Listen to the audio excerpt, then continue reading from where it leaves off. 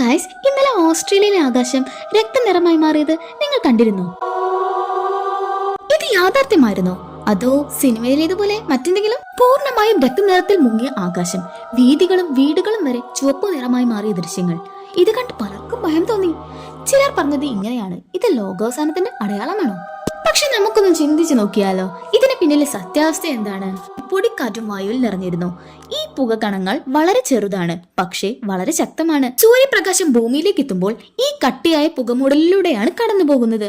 അപ്പോൾ എന്താണ് സംഭവിക്കുന്നത്? നീല നിറമുള്ള പ്രകാശമെല്ലാം വഴിമാറിപ്പോകും. ചുവപ്പും ഓറഞ്ചും മാത്രമാണ് നമുക്ക് കാണാൻ സാധിക്കുന്നത്.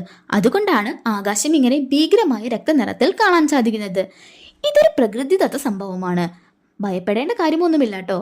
പക്ഷേ ഒരു കാര്യം ശ്രദ്ധിക്കണം, വായുവിൽ ഇത്തരം പുക കൂടുതലാണെങ്കിൽ ശ്വസന സംബന്ധമായ പ്രശ്നങ്ങൾ ഉണ്ടാകാൻ സാധ്യതയുണ്ട്.